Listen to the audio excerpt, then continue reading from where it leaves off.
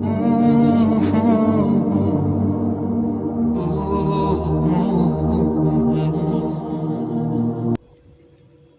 بے خوف ہو جاؤ اور ان باتوں میں بے پرواہ ہو جاؤ جن کا علم اللہ کے سوا کسی کو نہیں۔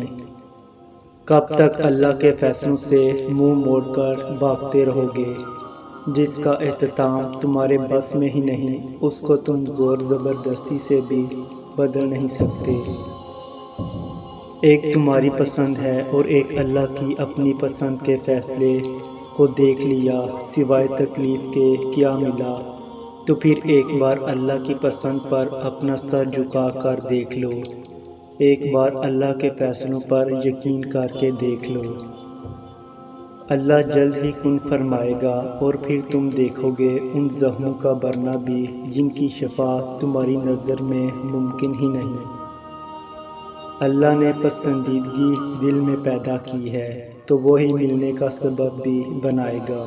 جن چیزوں کا تم دنیا سے پردہ رکھ لیتے ہو، ان چیزوں کو جب اللہ کے سامنے بے پردہ کرتے ہو تو وہ اس خودداری کا مان رکھتا ہے۔